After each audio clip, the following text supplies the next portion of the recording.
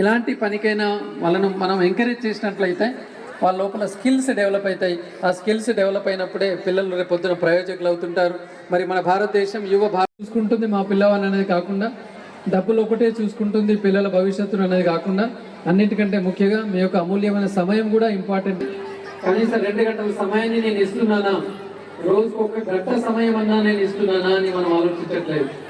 ఒకవేళ ఇంట్లో ఉన్నట్టే కానీ నలుగురు ఇంట్లో సుఖ సంతోషాలను పంచుకొని ఒక ఉమ్మడి కుటుంబం లాగా మనం ఇవాళ మెరవలేకపోతున్నాం.